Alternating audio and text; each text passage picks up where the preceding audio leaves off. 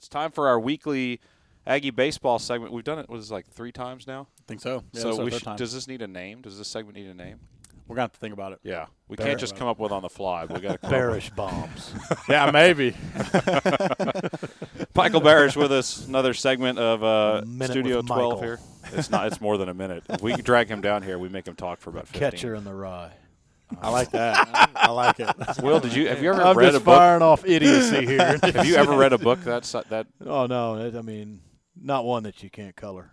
George doesn't really know you. George Janca here with us, too. You don't really know Will, but the fact that Will could reference Catcher in the Rye, that's pretty impressive. I know book titles, but I Okay. judge them by their That's all you need. Yeah. It makes it sound like you know what But you're I doing. judge them by their cover, and I don't open them and dig in. That's the problem.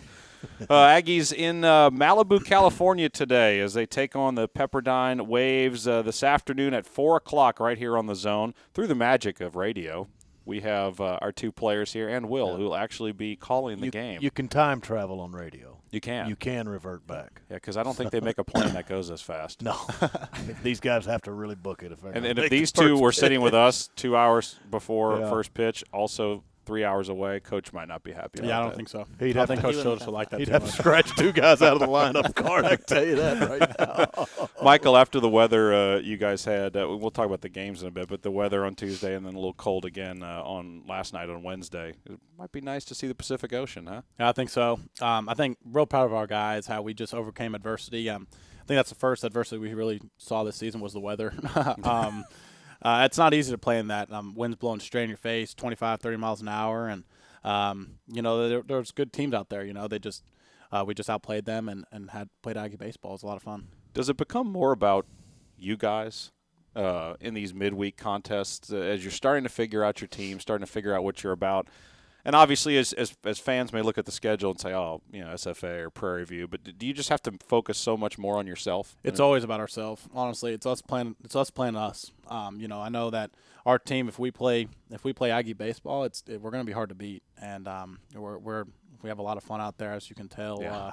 We play great together, and I mean, I love playing with George. George is a great addition to us, and it's a lot of fun playing together, and we just really enjoy it. George, in your first year with Texas A&M baseball, a freshman coming to us from Georgetown. Tell me what opening night was like for you. I mean, I'd almost understand if you get in front of almost 7,000, first college game, you can be a little wide-eyed. And we talked to Michael before the season. There's always a little bit of nerves that go into playing an opening game or going into a game in general. How were you feeling last Friday as the day progressed leading up to your first start as an Aggie in front of that crowd at Bluebell Park? It was I was definitely nervous for sure, but I had guys like Mike and the coaching staff. They came up and put their arm around me and just said, there's a reason why you're here, and you just need to go out, take a deep breath, and play your game. And I'm not going to lie, that first pitch, I was nervous, but after the first pitch, we just settled down and played our game, and it made it a lot easier having guys around me telling me it's just another baseball game, and that was a really big help to me. Yeah, and I'd imagine there were some conversations with your parents that day because for those that don't know, both your mom and dad are Aggies. Yes, sir. Went to Yes, school sir. here, and I'm sure they were proud on Friday. They were proud. They were telling me about how as soon as Warham came on, they said they started tearing up. So it was something special and something I'll always remember. Yeah, and I know, Michael, you've mentioned when Mom makes it from Florida, it's always a nice day for you at Bluebell Park on the chances she gets to come to town. Yeah, definitely. My mom, my dad, my brother came in town. Close family friend was here, and it was special. Every game they get to come see is a lot of fun, and we're thankful we get the SEC network, so they get to watch every game. But it's more special to me when I get to see them and have them here in person. It's definitely a different level of fun, I guess. No doubt. So no picking and teasing on the freshmen in their first collegiate game. I mean, you guys do that all fall, all spring, all practice, but first I told George, hey, man, you're all right. And then he kind of seemed like he was fine. And then later in the day, I was like, hey, you nervous? It's your first game, big game, a lot of people, a lot of eyes. And he, unfazed. I couldn't get him, couldn't break him. Yeah, in future times when we get George on this show, I want to start using his full name. Ignatius the Fourth, right? Yes, sir. Ignatius George Janca the Fourth is your full name, and I think he said it goes all the way to your great grandfather. Yes, sir. With that name. I'm the 4th generation, and I go by George, but everyone else goes by IG. Yeah. So Coach Childers calls me Iggy. Well, we're going to go for once. We're going to go formal on this show, and every time George appears, we're going to call him Ignatius right now. We'll call you Matthew. Can you font him on the broadcast? He's the only guy that gets his full name. Just Ignatius George. Can we fit it on the screen? I still think on his last name on the jersey, we need to put the IV on the back. I think that'd be sweet. That'd be nice. Janca the fourth. Oh, yeah. That'd be sweet. Oh, that would be. I don't know if Coach Childers will like it too much. Yeah, I don't know if you go for that or not. We'll talk. Didn't to AC Hudson about Law that. have the fourth on there? Yeah. So there's precedent. Okay. It was basketball, Yeah, but that's there's right. precedent. Basketball legend, but it has it. happened.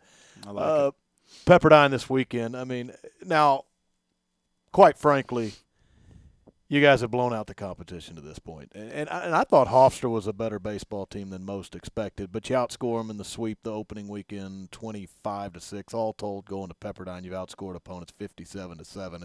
It's been pretty dominant, but I would think you guys are expecting to be in 3 fights this weekend out west. Yeah, definitely. They're a regional team last year. They got a lot of talent.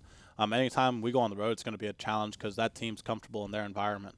We have to go make them uncomfortable. We have to be the aggressors, and we had to go throw the first punch. It's going to be a lot of fun out there in Malibu. It'll be great, but it's a business trip when we go out there. It's time to go play and just enjoy it. Don't take it too seriously. Don't take it too lightly. Just go play Aggie baseball. George, one of the most important things I think to early season road trips is just the team bonding and chemistry. You guys get along great. You're always with each other, but you looking forward to that first road trip, getting on the plane, experiencing something very different than you're going to see most of the year? I'm ready for it. I've heard stories about how much fun it is, and I'm really looking forward to being with my team on the road. And it's gonna be a good test for us. But the jersey doesn't matter. On the other team, we're playing our baseball, and we take care of business. We'll be all right. He's already ready because he knows that if Coach Childress says the bus leaves at a certain time, you got to be there about 45 minutes to an hour early just to make sure you don't get left. Yeah, got to get a good seat on the bus too. Yeah, short trip to the airport, but got to get that good seat. Do the freshmen? Does it matter? Do the freshmen have to be relegated to a certain part of the bus? Do the seniors grab the back? How does that work? I think it's first come, first serve. I mean, but let's say George is sitting where I sat last year. That's probably not going to fly. Nick Banks and I sat together last year. He was my buddy on the bus, so I'm going to stick with that.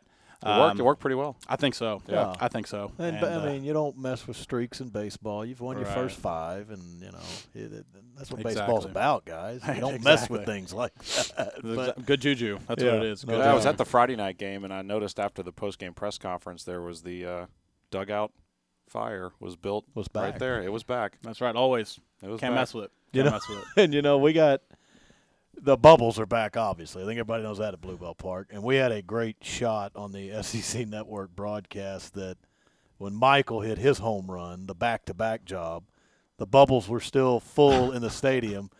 You're batting, you can barely see you through the bubbles, and then you launch another one with the bat. I mean, you didn't even let them leave the stadium, and they were. I mean, it was double bubbles, I guess, in some ways. Yeah, it's funny. It's funny you say that, just because Melton hit his dead center, and every time before a game we'd do a hit round, and Melton's just putting on a show, like hitting over the scoreboard, hitting over the batter's eye in center. I'm like, how do I follow this up? And then just incidentally, I told myself, hey, you're gonna get a good pitch to hit here, put a good swing on the ball. We're in a hitter's count 0-0, and just get after it. Put a good swing on it. Fortunate enough, Melton had a great at bat before me, and just put a good swing on the ball. It was a lot of fun. I love seeing those bubbles. No doubt. Love seeing those bubbles. The bubbles are great. You guys are hitting well. Pitching is doing its thing. But you don't go far unless you have good defense, and you guys are a vital part of that. You're in the middle infield that is so key. And I think Coach Childress would say this too, he came away from the opening weekend, and I think I'd add to it with these last 2 games, George, the defense has been quite good as a whole, all 9 out there, and that is so important to carry you this year. And defense is key. I mean, our pitchers are making pitches, and we're out there to help them out and make the plays when they need them to be made. And that's something that we've done a very good job of the first 5 games, is just making the routine plays and helping our pitchers out, get us in the dugout. Yeah, George made one that wasn't all that routine against SFA. The one hopper, the slide. Yes, sir. Got to show off the arm a little bit. Yes, sir. He That made can a get good you pitch. comfortable. He Yeah. made a good pitch, and I was fortunate enough to be there and make the play for him. And that's what it's about, is helping our pitchers out. Mm-hmm. And just that middle of the defense, Michael, it's got to be there to start before anything else. Yeah, definitely. And as a catcher, you're a vital part of that. Definitely. As strong as we are up the middle is as strong as our team is going to be.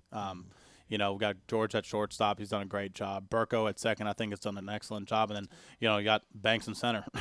It's great. He's a veteran guy. He's always communicating out in center.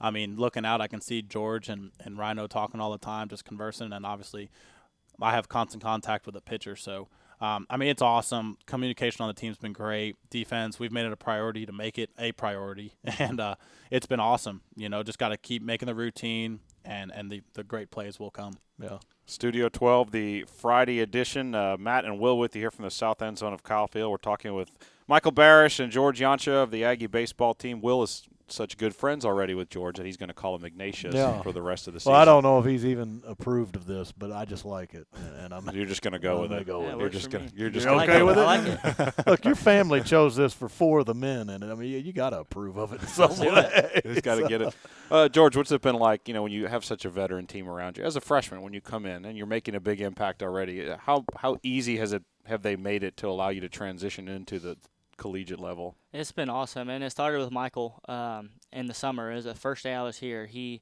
got my number, and he texted me and asked me to hang out, and he's been with me every step of the way, and it's made it a whole lot easier having the older guys there scheduling hitting in the summer and saying we're going to do this at this time, and it's made it really cool to be able to come into this program and having the support of the older guys and always going to be there to make sure we're doing the right thing.